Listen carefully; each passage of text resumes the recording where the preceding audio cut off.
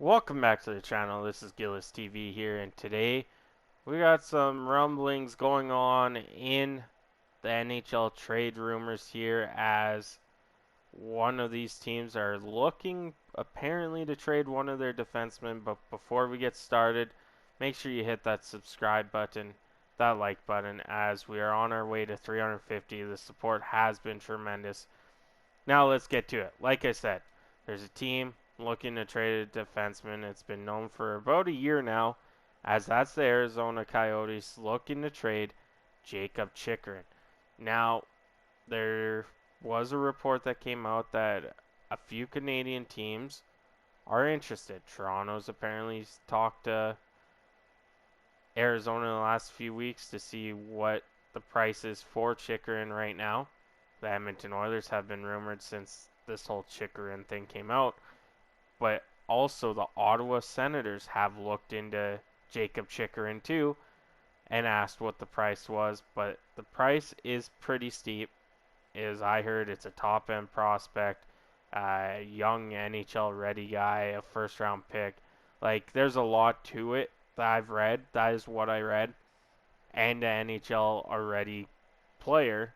So you teams will be giving up a lot to get this guy right. Now, thing about Jakob Chychrun is he has yet to play a full 82 game season.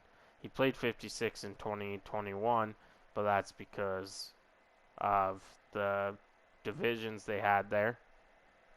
And he's a pretty good defenseman. 20 points in his rookie year, 14 the year after, 20 the year after that, 26 after that, 41 in that 56 game season that we had the weird divisions.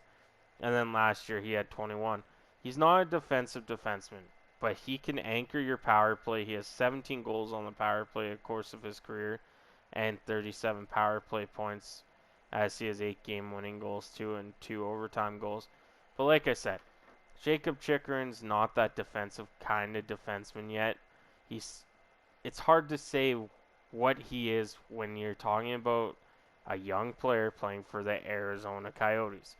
Just with the lack of goaltending lately for that team, the offense, the defense, it's the Arizona Coyotes. I'm not trying to make fun of Arizona when I say this, but teams like the Edmonton Oilers, the Toronto Maple Leafs, the Tampa Bay Lightning will walk all over them and their goaltending because they don't have goaltending, and that's what makes the plus minus of Jakob Chychrun all weird in a sense, as he's a minus 46 in his career. Last year he was minus 20. He took 47 penalty minutes. He has 218 of the penalty minutes in 337 games with 142 points. Guy could score. Clearly, he has 53 goals, 89 assists in his young career. But are teams willing to give up what the Arizona Coyotes are asking? I've read that Ottawa is probably going to pass because out of the 3 teams I just said, Ottawa does have the more prospects to do this and the salary cap room to make it work. But at the same time, is Jakob Chychrun on his contract worth giving up all those picks and stuff? And I really don't think so. In the case of Ottawa, yes, they would upgrade their defense, but they just had the greatest offseason in a while. Now it's time for them to actually go see what they have, and next offseason or the deadline, upgrade what they have.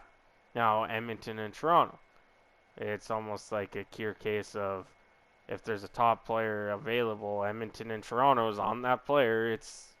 I'm not trying to make fun, but that's the realistic of things. Is Patty Kane was available. Oilers were linked straight to him right away. Then Toronto came behind. You know, they can make it work, but with the Arizona Coyotes, they don't want to take much cap on, in a sense, unless if it's a young player that is making some salary, like a Jesse Puljujärvi or whatnot. Or in Toronto, you got Carefoot, possibly could be the other guy going that way. But at the same time, if you're the Edmonton Oilers and Toronto Maple Leafs, your defense are not the top end in the NHL by far, but is it worth giving up a guy like, say, Rasmus Sandin or Dylan Holloway to get Jakob Chychrun? I believe not. Like, there's no reason that those two teams should get rid of their top end prospects and a first round pick. It just doesn't make sense in my mind to do it for both teams. Then you got the salary cap issues, as Clayton Keller just scores there. You got the salary cap issues of both teams. You got to try and make it work. That's why Patty Kane makes sense to both teams, because Chicago has said we will be willing to take on half of his contract because it's only a year, whatever. They don't care. It's for a year. Now, before we keep going, let me know in the comments what you guys think. Like, maybe there's a dark horse team in, I saw a comment on my channel, Montreal Canadiens. Could we see an Anderson for Chychrun, plus more, of course, trade as well for the Montreal Canadiens? Which, in a sense, wouldn't be bad. I've said it before in a video. Their defense is going to be really young this year. I believe they got to bring in someone with NHL experience to fill out their top four in Montreal and let the young guys play in the third line pairing or separate them with some of the older guys. So let me know in the comments, like, what would you give up if you're a Sens fan, Oilers fan, Maple Leafs fan, even a Montreal Canadiens fan? It seems like a lot of the Canadian teams have called about Jakob Chychrun. I don't see Vancouver doing much about that. Calgary, they just got Uyghur. I don't think they'll add Chychrun to their mix. And, you know, the Winnipeg Jets hardly did anything this year. So they're probably staying put where they are. But like I said, let me know in the comments what you guys think, because Jakob Chychrun will upgrade a defense for sure. He's an offensive defenseman. He has the potential to learn the defensive side by a great coach. And he would help a team in all aspects on the power play and penalty kill and stuff. Adding him would be pretty good deal for everyone, but are you willing to give up an NHL ready prospect, an NHL young player ready, a first round pick, an NHL player?